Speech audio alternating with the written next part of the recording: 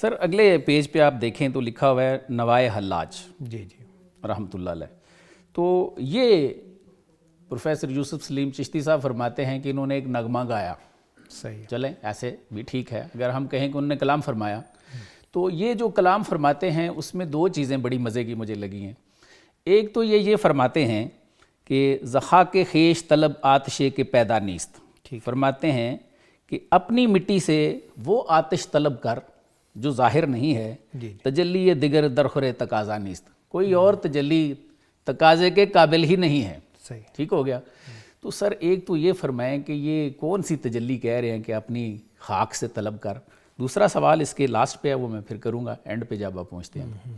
اپنی خاک سے تجلی حاصل کرنا اور اس کو تلاش کرنا اس سے کیا مراد ہے سر؟ پہلی بات تو یہ ہے کہ یہ مشتری پہ پہنچ کے 3 کردار دیے ہیں اور ان کا جیسے تعارف بتایا ہے نا حضرت علامہ اقبال نے, اس سے پتہ چل رہا تھا کہ ان سے کچھ نہ کچھ راز اگلوائیں گے. ہاں ایسی بات ہے بالکل. اب انہی 3 کرداروں کو لے کر آگے ہم سوالات میں بھی چلیں گے. جی سر. تو یہ پہلی نوائے حلاج کے طور پہ جو ہے وہ لی گئی ہے. جی سر. تو آپ کا جو سوال ہے پروفیسر صاحب, یہ تجلی جو ہے نا بیسیکلی تو اللہ تعالیٰ کی ذات کا جو مظہر ہے وہ حضرت انسان ہے. ٹھیک ہے. اور مرکز و محور تمام مخلوقات کے اندر جو مخدوم کائنات ہے وہ حضرت انسان ہے. بالکل ایسے. اور حضرت انسان کے اندر پھر رسالت مآب صلی اللہ علیہ وآلہ وسلم کو ان میں پیدا کرنا اور 4 چاند لگا دیتا ہے. ایسے ہی ہے. اور عشق کو جب بیان آگے ہم چلیں گے اسی کلام کے اندر آپ دیکھیں گے. ایک سیکنڈ میں آپ کو روکوں گا کہ وہ نفخہ تو آ گیا انسان میں. فَإِذَا سَوَّيْتُهُ وَنَفَخْتُ فِيهِ مِن رُوحِي فَقَعُوا لَهُ سَاجِدِينَ. تو پھر جب سرکار کا آپ ذکر فرما رہے ہیں تو وہاں پہ ایسے تو نہیں محسوس ہوتا ہے کہ وہ جو نفخہ ہے وہ اپنا اظہار چاہ رہا ہے؟ بالکل بالکل سر. دیکھیں یہ جتنا کائنات میں بکھرا ہوا رنگ ہے نا, اس سارے کو اگر سمیٹ کے دیکھو تو وہ لفظ محمد رسول اللہ بنتا ہے. اسی پہ تو اعظم چشتی نے بھی کہا تھا کہ سمجھا نہیں ہنوز میرا عشق بے ثبات, تو کائنات حسن ہے کہ حسن کائنات. سبحان اللہ. تو اصل میں جو نور تجلی ہے نا وہ نور محمدی صلی اللہ علیہ وآلہ وسلم کے فیوز و برکات ہے. میں اگر اس کو کنیکٹ کروں حضور کے کانٹیکسٹ کے اندر حدیث جابر کے ساتھ, اب تو باقاعدہ اس کی تخریج کے ساتھ الجزء المفقود من المصنف کتاب بھی آ چکی ہے. ابو عیسیٰ حمیری نے ان چیزوں کو کمپائل کر دیا ہے کہ رسول کریم کو اللہ تعالیٰ نے مخلوق میں سب سے پہلے آپ کے نور نبوت کو پیدا فرمایا, اور رسول کریم کے نور کو پھر آگے 4 حصوں میں تقسیم کیا. پھر چوتھے حصے سے کو پھر 4 حصوں میں کیا, پھر اس کے چوتھے حصے کو 4 میں. وہ بڑا پورا جو کائنات کا نظام آپ دیکھیں, یہ قوامیس, یہ سب نظام, یہ مہر و مہا, یہ پھول, یہ چاند, یہ سب چیزیں رسول کریم صلی اللہ علیہ وآلہ وسلم کی اسی تجلی سے ہیں. جی سر ٹیکس پلیز. تو اس لیے ہمارے لیے یہ نظر باخیش چنا بستہ ام کے جلوہ دوست فرماتے ہیں اوپر جیسے فرمایا نا انہوں نے ضحاک خیش طلب آتشے کے پیدا نیست, کہ اپنی جان سے اپنی خاک سے وہ آگ طلب کر جو ظاہر نہیں ہے. تجلی دیگر درخور تقاضا نیست, کوئی اور تجلی تقاضے کے قابل ہی نہیں ہے.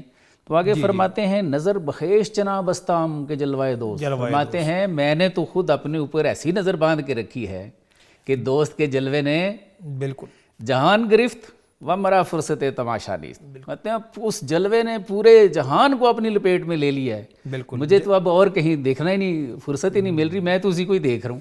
ہما شہر پرز خوباں منم در خیال ماہی, چے کنم کے چشمے خوش خو نہ کند. بس شاعر نے تو کہا ہے بد خو, لیکن ہم چینج کر کے کہیں گے چشمے خوش خو نہ کند بکس نگاہ ہے. کہ وہ جب محبوب کا جلوہ دیکھ لیتا ہے نا تو تمام حسینوں کے باوجود وہ اپنے محبوب کے ہی خیال میں ہوتا ہے. وہی چیز ہے یہاں پہ. اس میں ایک اور بات سر بڑی مزے کی جو مجھے کرتی ہے جا کے اسٹرائک کرتی ہے.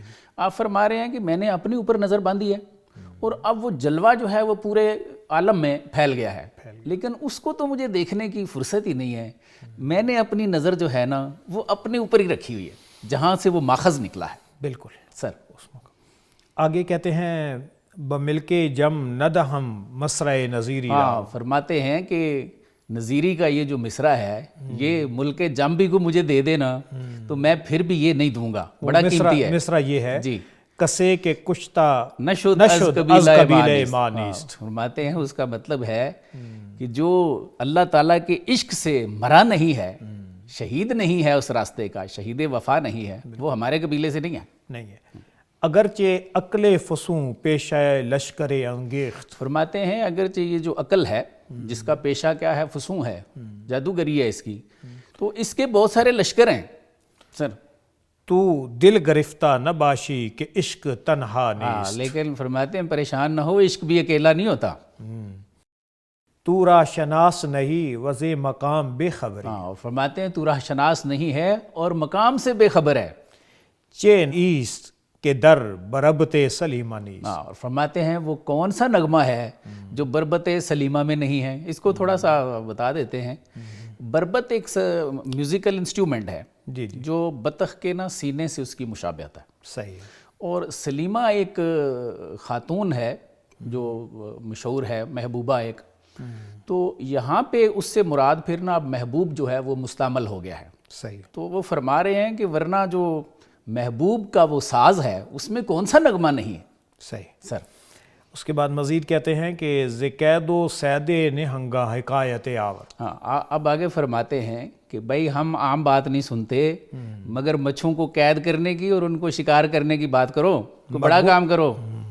مگو زیور کے مارو شناس دریا. ہاں یہ نہ ہمیں کہنا کہ ہماری کشتی جو ہے وہ دریا سے نا آشنا ہے، ہم کبھی پانی میں گئے ہی نہیں، بڑا کام کر کے دکھاؤ. مرید ہمت آن راہ روم کے پا نہ گزاشت. جی فرماتے ہیں کہ میں تو اس شخص کی ہمت کا قائل ہوں جس نے کبھی پاؤں ہی نہیں رکھا. بجادے کہ ہو کو ہو دشت و دریا نیست. ہاں فرماتے ہیں اس نے کبھی پاؤں ہی نہیں رکھا ایسے راستے میں جس میں پہاڑ نہ ہو، جس میں دشت نہ ہو، جس میں کوئی دریا نہ ہو. ہم اسے پسند کرتے ہیں جو مشکلات کی طرف بڑھتا ہے. مشکلات کی طرف. شریک حلقہ رندان بادہ پیما باش. اور فرماتے ہیں کہ جو بادہ پیما رند ہیں جی ایسوں کی کسی صحبت میں جا کے بیٹھ. حضر زبیت پیرے کہ مرد مرد غوغا نیست. نیست. اور فرماتے ہیں کہ اس پیر کی بیعت سے ڈر حضر جو مرد غوغا نہیں ہے، جس کا شورا جو ہے وہ لامکان میں نہیں ہے. اس کا مطلب یہ ہے کہ جو جی اس کو ضرور سر تھوڑا بتائیں کہ کیوں کہہ رہے ہیں کہ ایسے پیر کی بیعت نہیں کرنی جس کا شورا جو ہے وہ آسمانوں میں نہیں ہے. اچھا یہ تھوڑا سا موجودہ کانٹیکسٹ کے اندر بڑی سمجھنے سے تعلق رکھتی ہے، سامعین کنفیوز نہ ہو سر کہ یہ ظاہری دنیا کا شور و غوغا والا نہیں ہے ٹھیک ہے کہ یہ بہت بڑا یوٹیوبر ہو، بہت بڑی جس کی تشہیر ہو تو تب آپ اس کی طرف بڑھے. اس سے مراد یہ ہے کہ عالم روحانیات کے اندر جو بندہ روح کو جاننے والے لوگوں میں صاحب مقام ہو، صاحب مقام ہو، اور جو حقیقت کی نظر سے دیکھتے ہیں وہ واقعی اس کو صاحب مقام کہتے ہیں. بالکل ایسا. یعنی کہ سیرفی جو ہے نا وہ بتائے کہ یہ گوہر ہے تو تب اتنا اس کو مقام حاصل ہو تو تب تمہیں اس کے ہاتھ کے اندر ہاتھ دینا چاہیے یا اس کے قدم کے اوپر قدم رکھ کے پیچھے چلنا. 20ویں صدی کے ایک بزرگ گزرے ہیں، وصال فرما گئے ہیں، ان کی 2 کتابیں بھی ہیں. تو انہوں نے ایک کلام فرمایا ہے اور پھر ایک مولانا روم رحمۃ اللہ علیہ کا کلام میں نے دیکھا ہے، وہ آپ کی نظر کرتا ہوں اور ہمارے سامعین بھی اس کو سنیں گے، فائدہ اٹھائیں گے. وہ فرماتے ہیں کہ بیعت کا مقصد یہ ہے، یہ سنت نبوی ہے، تقویٰ کی بیعت بھی جیسے باقی ہیں، جہاد کی بیعت ہے یا ہجرت کی بیعت ہوئی، تو تقویٰ کی بیعت بھی وہ فرماتے ہیں کہ یہ سنت ہے. ٹھیک ہے کہ جی میں یہ کام نہیں کروں گا، وہ حدیث شریف میں موجود ہیں، تفصیل اس کی لمبی ہو جائے گی. تو وہ فرماتے ہیں جیسے علامہ نے فرمایا کہ اس کی بیعت نہیں کرنی جو مرد غوغا نہیں ہے. وہ فرماتے ہیں جی بیعت کا مقصد ہے کہ کسی روحانی جو بندہ ہے جس نے اللہ کا قرب پایا ہے اس سے وہ فیض حاصل کیا جائے. جیسے ہم نے پہلے جبریل کا جو ہے وہ تذکرہ کیا، سرکار دو عالم صلی اللہ علیہ وسلم کی روحانیت کا تذکرہ فرمایا. تو وہ فرماتے ہیں کہ اگر ایسا کوئی بندہ نہیں ہے، کوئی بن کے بیٹھ گیا ہے تو اس سے آپ نے بیعت کر لی ہے تو آپ کو فیض نہیں ہوگا. صوفی پشمینہ پوشتا عالم. ہاں جی بالکل. وہ میاں صاحب نے جو فرمایا نا کہ منگت کو لو منگن والا تو روے ہمیشہ خالی تو او کی دیوے دان محمد جڑا آپ سوالی. اب جو پہلے ہی وہ بیس بدل کے بیٹھا اس نے کیا دینا ہے؟ تو انہوں نے لکھا ہے کہ اس کو تجدید بیعت کرنی چاہیے، وہ دوبارہ کرے، لیکن کرے ضرور. پیر رومی نے بھی یہی کلام فرمایا ہے. وہ فرماتے ہیں پیر را بے گزیں، کسی پیر کو پکڑنا کہ بے پیر ہی سفر، اس لیے کہ جس سفر پہ تو آیا یہ بغیر پیر کے ہست ہے پر از آفت و خوف و خطر. آفتوں خوفوں اور خطروں سے بھرا ہوا ہے. دنیا کے استاد پکڑتے ہو، کسی روحانی استاد کو بھی ضرور پکڑنا. بالکل ایسے ہی. لیکن ساتھ ہی بالکل یہی کلام فرما رہے ہیں جو علامہ فرما رہے ہیں. آپ فرماتے ہیں اے بسا ابلیس کے آدم روئے ہست. فرماتے ہیں دیکھ لینا بے شمار ابلیس بھی آدم کی شکل میں پھر رہے ہیں. پس باہر دستے نبایت داد دست. اس لیے ہر شخص کے ہاتھ میں فوراً ہاتھ نہیں دے دینا، مرد گوگا تلاش کرنا ہے. یعنی رانگ نمبر بھی ہو سکتا ہے، رانگ نمبر بھی ہو سکتا ہے جو کہ بے شمار ہیں، اور ان کی وجہ سے پھر مخلوق جو ہے دھوکے کھاتی ہے. کوئی منزل پہ پہنچتا آخر تو کیوں کر راستے میں رہنما جو بیٹھے. بالکل ایسے، بالکل ایسے.